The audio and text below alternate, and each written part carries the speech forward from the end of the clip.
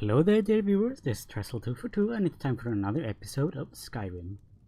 We're standing inside the shop Bernard's Oddments in Winterhold. And as you can see, Relvin has found something rather interesting. That cube.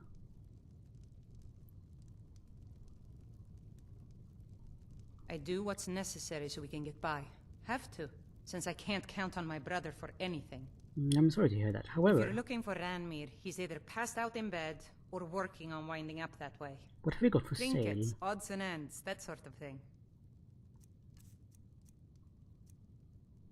Dwemer Puzzle Cube, I'm buying that. That's definitely going to the museum, that is. Have we got anything else I might want?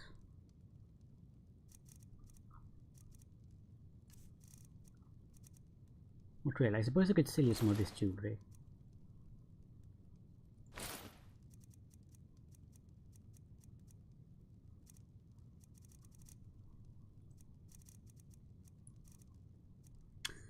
Ebony chain necklace, I like having that.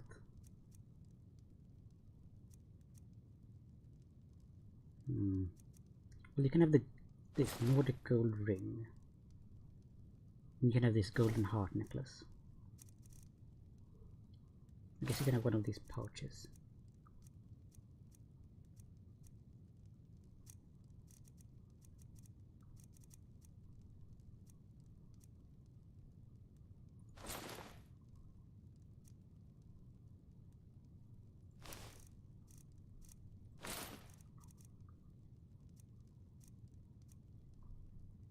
That one, I don't like the way it looks. There we go. Because now I do believe that we're ready to travel.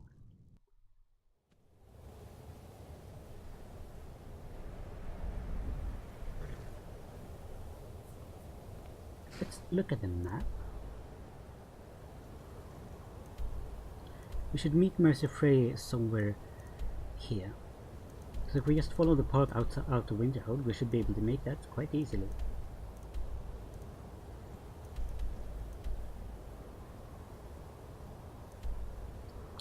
And then of course there's the whole... I do need to get the giant diamond back to the museum. And then let us see what else is there we need to do. Oh, the pommel of Merud's razor is there in dead chrome rock. That doesn't sound very inviting, I must say. And the blade shards are in cracked tusk keep in Falkreath. Well, there's a whole bunch of stuff down here in the rifts.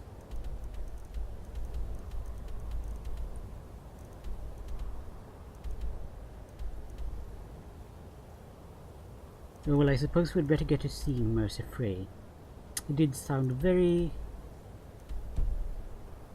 well, insistent.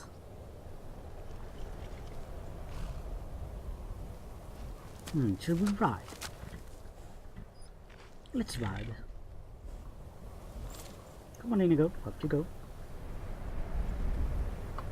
I mean, I have at least some health potions, so this should be... I have no idea what Mercer Frey wants us to do, or what's even going to happen over there. I mean, it's a bit suspicious that he wants to meet us in the middle of nowhere. But then again, this Karliah person that he wants us... well, I mean, he doesn't want us to meet Karliah, I don't think, but she's the one who's been the enemy of the oh. There's a bear. And there are Imperials. No idea what they did. Yes, I see you, bear. I don't want to fight you. No, I don't fight you. I'm just following along the road here. Just helping Frost doing some exercise. He could use it. What's this? A smelter?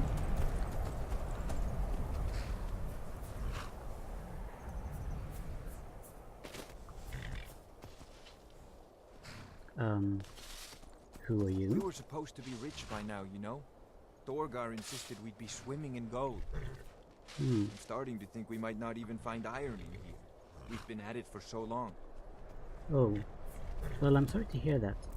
There's a nightshade growing in this cold climate. Let's see, what is this place? The Whistling Mine. Yes, I know, I didn't say that we were in a hurry, but I'm quite curious. What is this place? Well, there's a fellow with a big Badmir. Thorgar says we'll find rocks soon. The kind worth gold. Well, for your sake, I hope it. This is a very cold and inhospitable place to mine. I think I might need my lantern, actually. Oh, it's just a cave of ice. Oh, yes, this looks... I mean, this does look like a horrible place to work. Let's just leave it at that. I'm trying to be diplomatic here, you see. What is... Oh, just bunches of rocks. I wonder why this place is called the Whistling Mine. Hello, Thorgar? Mining is hard work, but we pay a fair price for any ore you dig up. Well, alright, and hello, Gundi. Be careful where you step in the mine. Don't want to cover up some valuable ore or gems or something. Well, don't worry. I won't. I'm not here to mine. Is that really...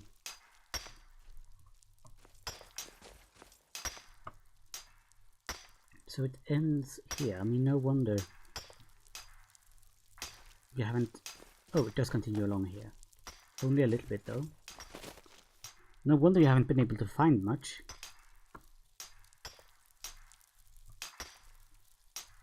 I mean, this is such a small, tiny little mine.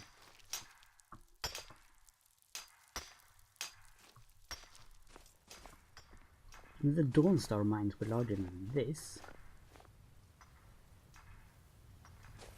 I feel a bit sorry for them, actually.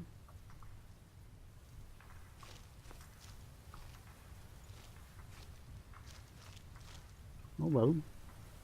Let's go outside. At least we found some strange little... I mean, this is truly the definition of middle of nowhere, really. Outside, even of Winterhold. We were supposed to be rich by now, you know? Thorgar insisted we'd be swimming in gold. Well, I guess he was wrong then, this Thorgar fellow. Oh, and there's a large frostbite spider over there. Let's not go to him. We should continue down a little bit until the bend, and then we should basically continue straight to the east. Alright then. What is to the left from our current standpoint?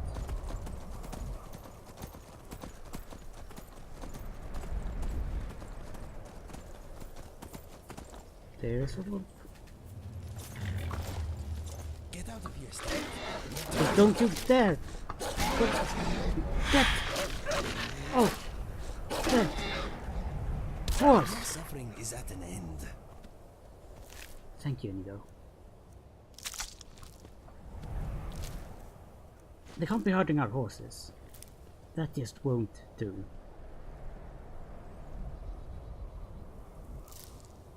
I find it'd be easier to fight walking on foot at the very least. I mean, I suppose that's kind of useful. Now what is that? Is that some strange rock? It should be somewhere around here, I think, where Mercer Frey is going to meet us. I mean, that's some sort of cave. I see that. Okay, with a skull. Oh no, that's a metal deposit. And iron ore. Well, I'm not looking to mine. Stillborn cave. Well, that's an... I've kind of had it with caves. You know? I'm not in the mood for going inside a cave for quite some time. That whole terrible black hole into the ground thing we did earlier, that was just a bit...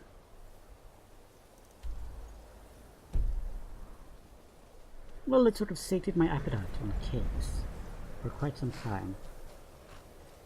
Alright, so we should pretty much be going down here, I think.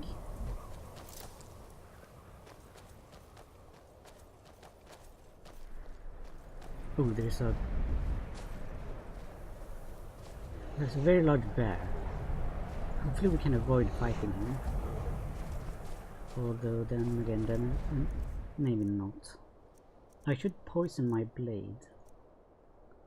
Well, blade and blade, it's a maze, but you know.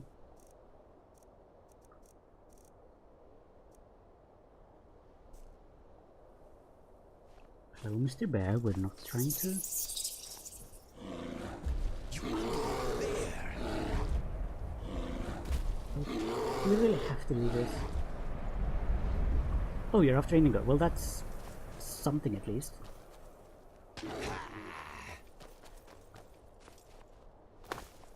Come on, you ugly brute. Do you want to... Okay, you took a rather large chunk out of me.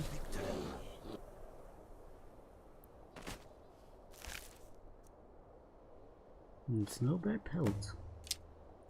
And some bear claws. I mean, I shouldn't call it ugly. It's a beautiful beast, I have to say. It's quite... I mean, they are majestic in their own sort of very large and threatening way. Now let's look at the map. Oh yes, we should just sort of continue on along this way. There's no point in looking at the map really. We don't know. I can smell adventure everywhere. This land is full of it. You know, you're so optimistic, Inigo. That's one of the reasons I like traveling with you. You always bring me in a good mood.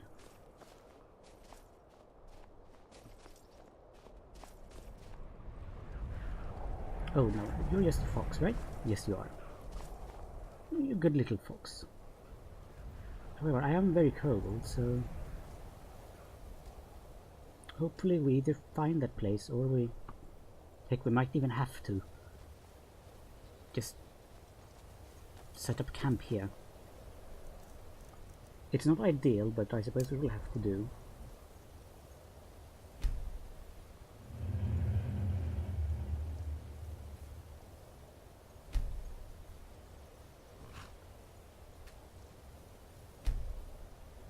Yes, I would like... hang on. Are we...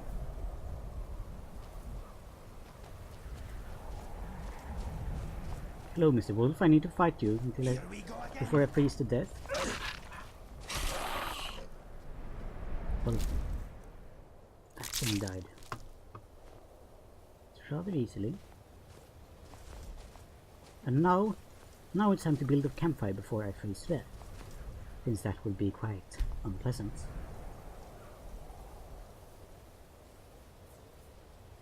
Come on.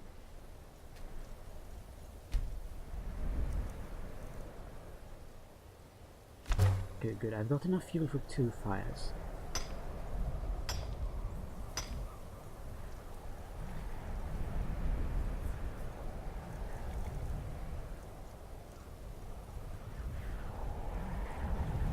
Alright. Now time for the tent. I mean, round about there looks like a decent place to put up the tent.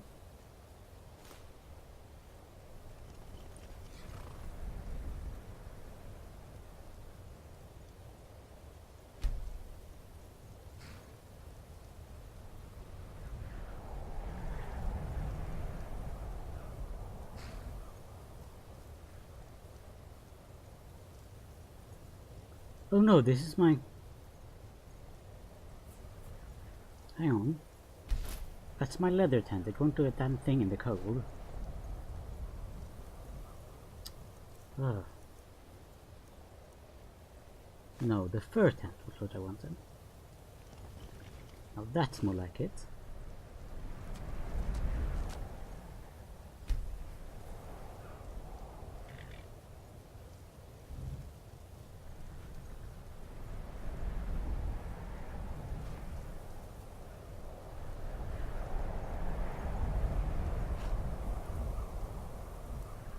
Okay, there we are. That's better. That's much better.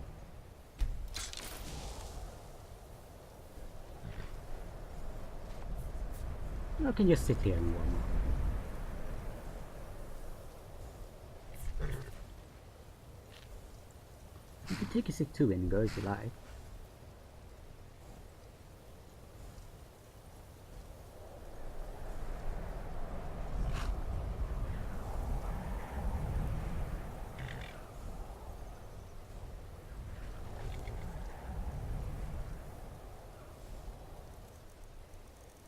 Now I was wondering, I do have some books around here. I have Da Vinci's journal, and Da Vinci was Inigo's father, I believe. And then I'll have some other books. In Search of a Champion, which is, I think, what was his name? Oh, Inigo, you know, that man who wanted to help you. Langley, yes, Langley. Langley was his man. Well, is his man? What's his name? I don't know well. It's like the cold is sort of frozen my tongue, making it a bit hard to speak in a decent and eloquent manner. But Inigo, you wouldn't mind me reading that book, would you? The Journal of Your Father. You see, I am quite curious about it.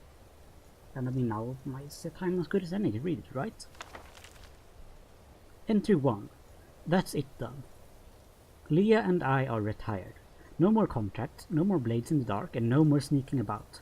Leah says I'll soon grow tired of a normal life, but I'm not sure. I think I've seen all the death I care to.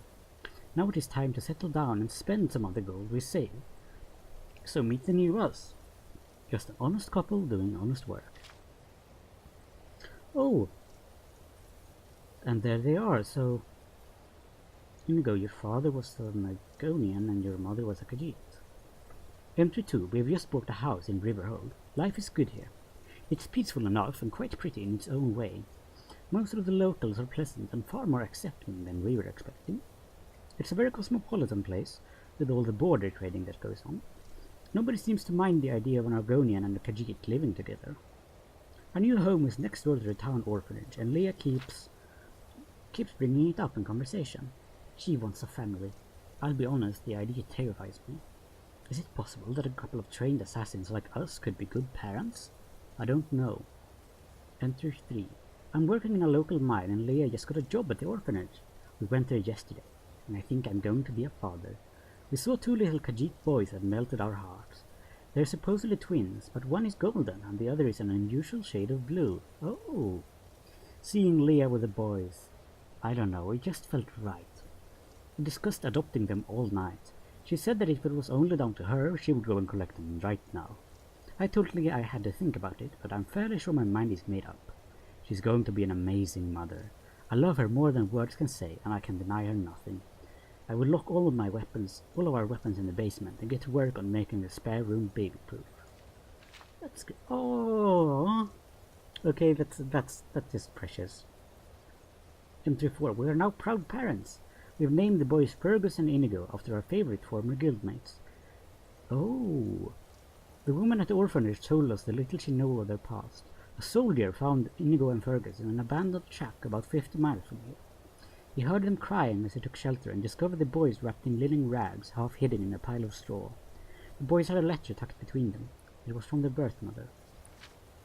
We were shown the letter, but it was ragged and torn, so I asked if I could make a copy for posterity. It reads, Atala hopes that you have found her children safe. We are twins, born only minutes apart, though as you can see, we are unalike. What had been a pleasant day began to darken at the time of their birth, and I heard much wailing and commotion outside of my tent. My first son came then, but by the time his little brother entered the world, the sky outside was like night. I held them in my arms, and it was as if their cries brought back the sun, but then the darkness lifted and the voices outside rejoiced. I smiled and wondered if a third moon had appeared during my labor, as such a thing is said to signal the arrival of a maid. Wishful Atala, stupid Atala, cursed Atala. There had been no third moon, only darkness. A few weeks later my youngest sprouted his first blue hair, and his fate was decided. It has been nearly 100 years since the last bad moon opened, but upon seeing that tiny blue strand our elder recognized its meaning. The village would suffer greatly unless my baby was put to death. Alas, Atala could not allow it. I can no longer trust the father of my children, for the moons hold greater sway over his heart than we do. Our situation fills him with great sadness, but he is elder-born and wishes to appease Mercer and Secunda above all else. The night before the sacrifice, I heard a woman's voice speak, though no woman could be seen.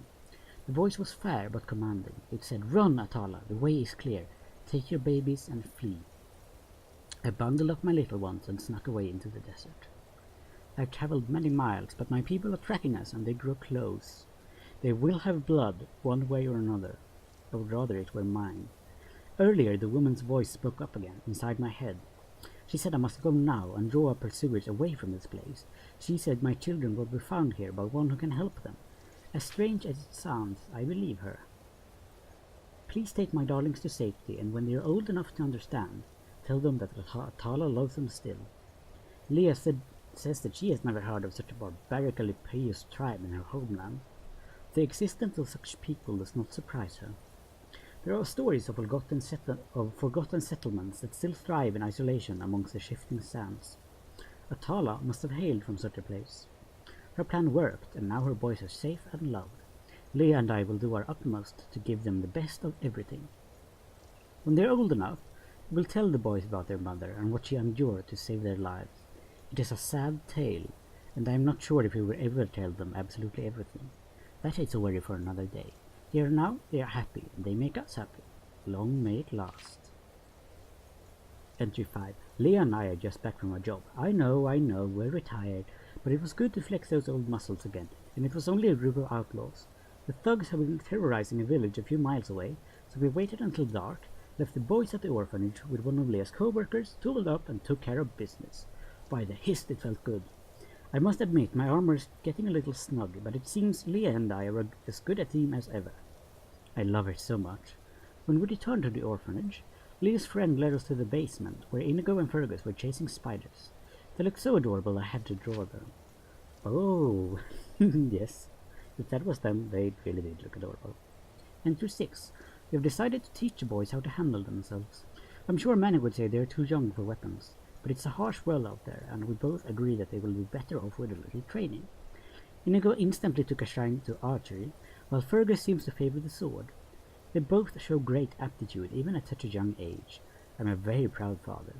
Fergus is already turning into a determined and thoughtful boy.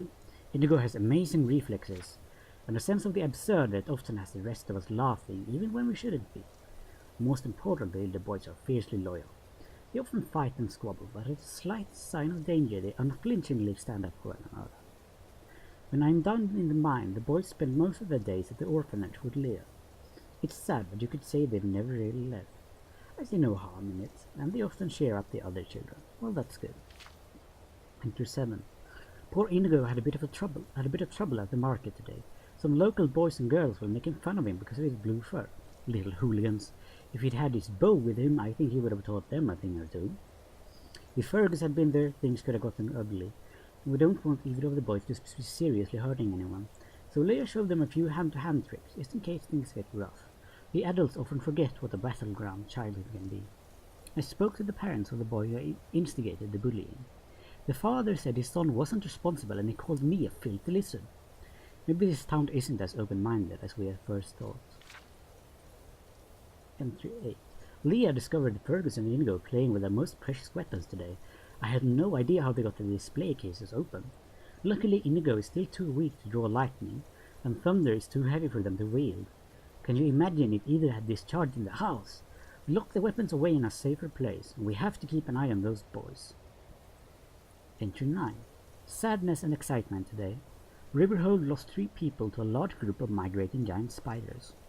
Leah and I knew we were the only ones capable of helping, so we strapped on our weapons and exterminated the beasts. To be honest, the boys did most of the work. We were eager to test their weapons on live targets, and I must say that they did fantastically well. As the villagers hid in their homes, Leah and I dispatched about 10 of the beasts, then watched as Inigo and Fergus took care of the breasts. And there they are. They fought efficiently and with great zeal. Fergus became a quiet whirlwind of deadly steel, as Inigo expertly loosed a storm of arrows and insults. That boy would joke on the gallows. Well, that's true, certainly. They are young men now, and they're already talking about leaving Riverhold to seek their fortune. I would rather my children sought a more sedentary lifestyle, sedentary occupation, but they clearly wish to use their skill to help others who are less able. I'm confident that as long as they have each other, they will be safe.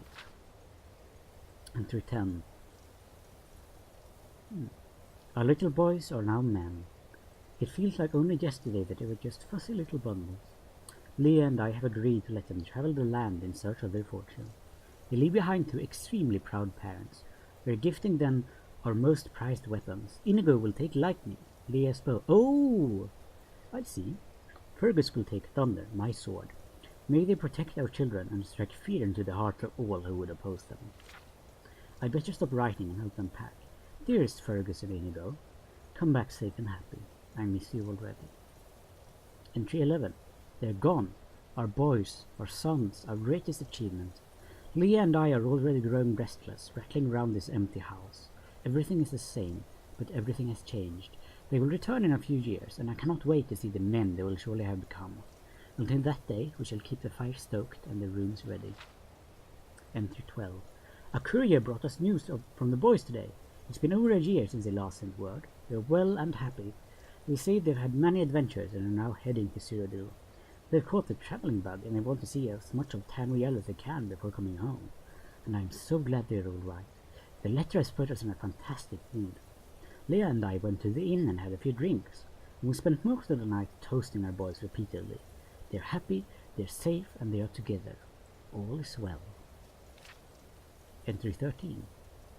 We haven't heard from Inigo and Fergus in a long time, but I'm sure they're okay. There's a lot of world out there to explore. Let them have their fill of it before returning. They're not the only ones who feel the call of the road. Leah and I have grown tired of our inactive lifestyle. Perhaps we can go on a little trip of our own. Something with a bit of risk and adventure. It has been far too long. Entry 14. Adventure has found us. I can't wait to hit the road again. A trading caravan passed through town today, and they were looking for guards. It's perfect. A bit of travel, a bit of adventure, and who knows, we might even bump into Fergus and Inigo. We join the group tomorrow. Leah is choosing an armor at the moment. I think we should each take a light and heavy set. It sounds like we could be passing through bandit territory. Nothing we can't handle, I'm sure. Leah is calling me. I better get my things together. And he's drawn them as well. Oh, and that was the last page. Oh. Oh, well, at least. Well then. At least now we know a little bit about your childhood, Inigo.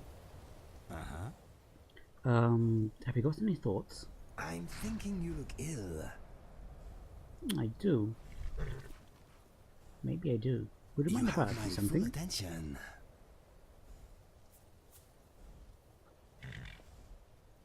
Would you tell me something about yourself?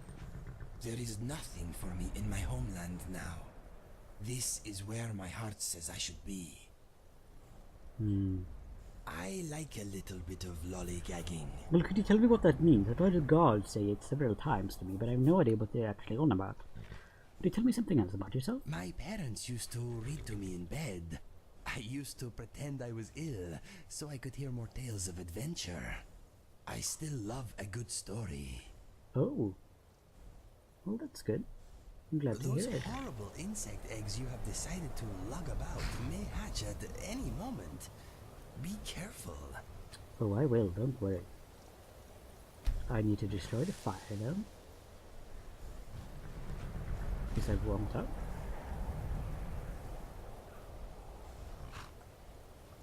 Now it's time to just pack up the tent. And then we should hopefully be ready to, well, go and see that Mercer Frey and the, well... But first, what's this? There's a camp. We don't know if those who live there are friendly. But there is a dead horse. Well, someone was having a bit of rough luck. Potion of strength. Some horse hide and some horse meat. I guess I could cook the meat. And then, I mean, there were these large stones that had me curious. Well, there are a lot of them.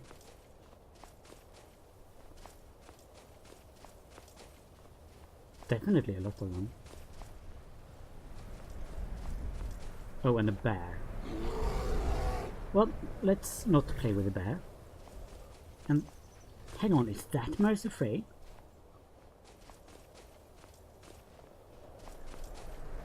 Snow Whale Sanctum. Well then, hello Good. Mercer. You're finally here. I've scouted the ruins and I'm certain Karliah is still inside. What, she's inside? Did you see her? No, I found her horse. Don't worry, I've taken care of it. She won't be using it to escape. Oh, I thought it was your Let's horse. get moving. I want to catch her inside while she's distracted. Take the lead. Wait, do you want me to lead? I'm sorry, I was under the impression I was in charge. You're leading and I'm following. Does that seem clear to you? Yes, understood. Just make certain you keep your eyes open. Karliah is as sharp as a blade. The last thing I need is you blundering into a trap and warning her that we're here. Alright then. How... Would you tell me something about Karliah? What do you know of her? She was a stubborn Dunmer. Always had to do everything her way. Alright. But she was also the best, bringing in more coin a month than some thieves heist in a year. Gallus trusted her too much and let her get too close. Oh, too close, so they had a relationship. If you want to call it that, yes. Me?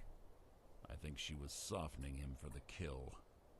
Oh. Gallus would call her his little nightingale. He was absolutely smitten by her. Definitely sounds like it with the pet names. You know, when a couple start doing that, when they start calling each other things like, oh, my little sweet roll, or whatever, that's when you know it's serious there. That's also the point that if you are friends with them, you should tell them to cut it out or you may vomit. Because if they will do that in public, then that just... no. There's no excuse for that. But why did she kill him if she loved him? Greed? Jealousy? Spite? Who can say what drove her to such an iniquitous act? One thing's certain, I intend to find out before she draws her last breath.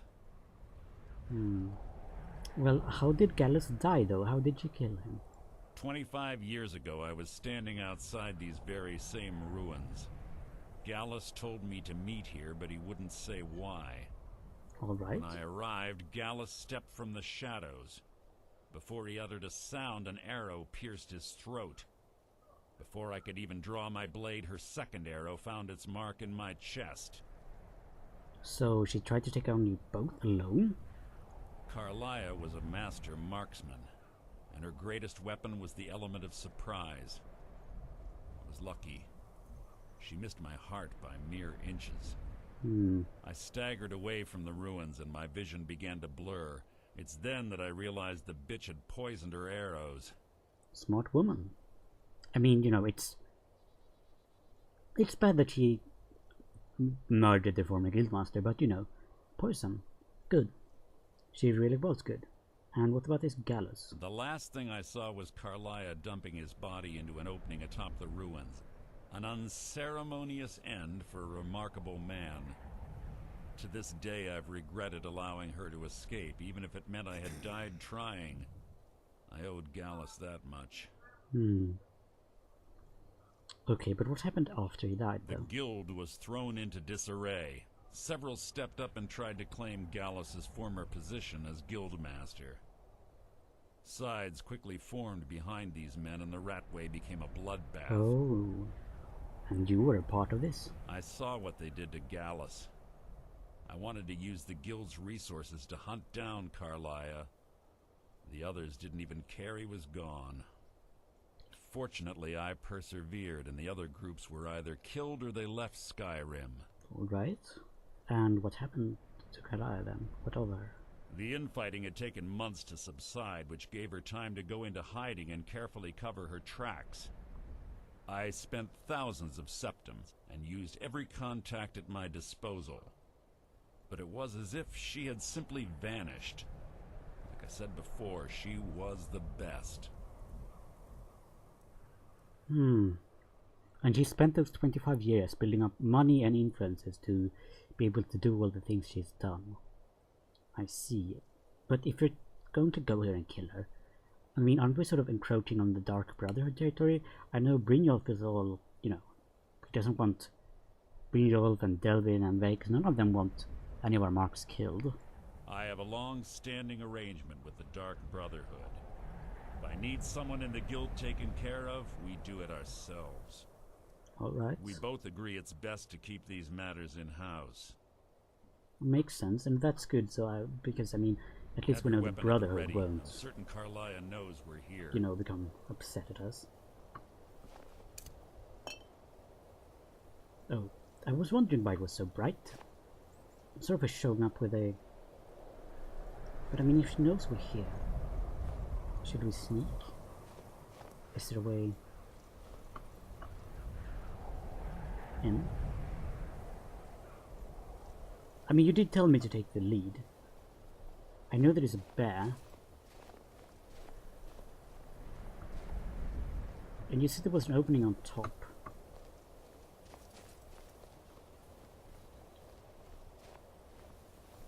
I mean, it's bloody bright outside, so forgive me if I'm not, you know, sneaking expertly.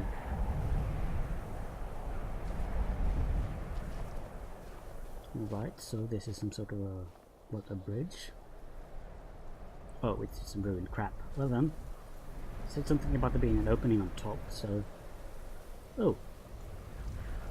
Well then, there was an opening on top. What, so she just dumped the body here? But there's just ice. Did she bury it anywhere? Do you know that?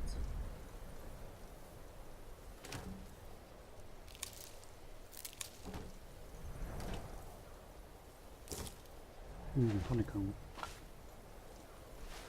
Nothing in the big sack. Oh well. Mercer, are you coming? Oh, you're just going to stand there. Fine. Fine.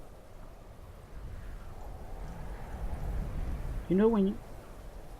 Never mind. Look. We're here, what now? Yes? Yes, yes, what is it now? Let's get going. I want her head on my mantle. That's a bit gruesome. Would you mind coming down here? Mercer? Mercer, I can't go inside. And I'm freezing to death.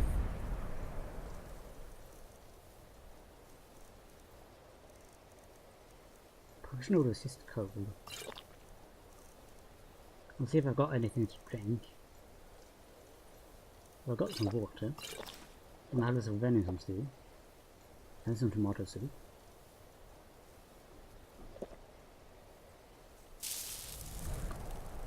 Look.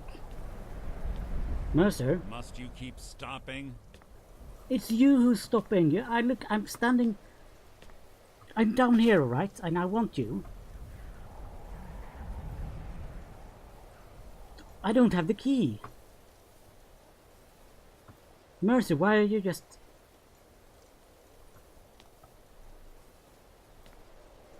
Will you be doing this all the time? Or is it that you're annoyed at Inigo? Well, I'm about to die, thanks to you. Thank you, Mercer Frey. You've been a great bloody help. I need to make it to the tent. If I go inside, I can be warm, I think. I just...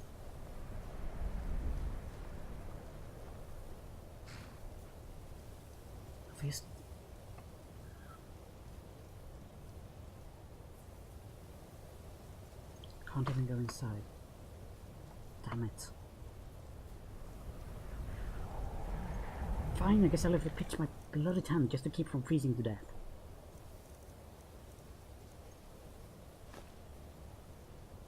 And no, Mercer, you don't get a place. This is my tent. I know you're the guildmaster, but seriously.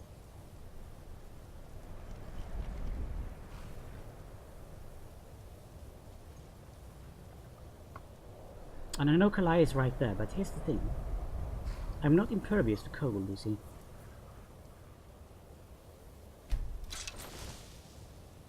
What? What is it? Nothing. And where did Inigo go?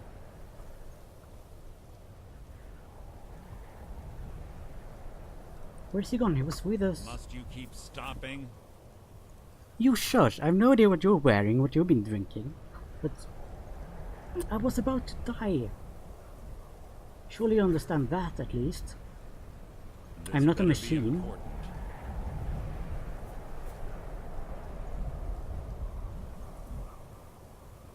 Okay, I'm completely warm. I suppose that's good enough.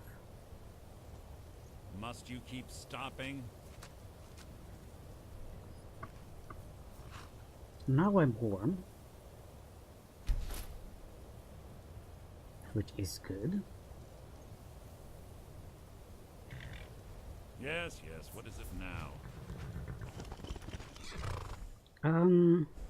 Frost, would you mind waiting here?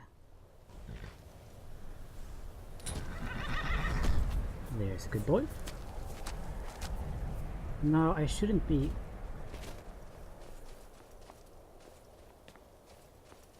as frozen. Oh, Inigo's standing over there.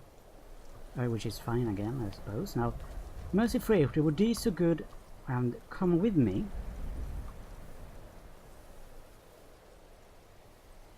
And, you know, give me a hand with opening the door. That would be pretty great. Are you coming down? Have your weapon at the ready. I'm certain Karliah knows. They say that these ancient Nordic burial mounds are sometimes impenetrable. Well, I can't get this bloody door This one open. doesn't look too difficult. What, you're just going to try to... Quite simple, really. I don't know what the fuss is about these locks. All it takes is a bit of know-how and a lot of skill. Yes, sure, you're That the should do guildmaster. it. You. Well. Oh, you just... Oh. Okay, I am impressed. That's something, alright. Okay, this is dark and ominous, but it makes sense. It does make sense. And this, my friends, is where I will end this episode.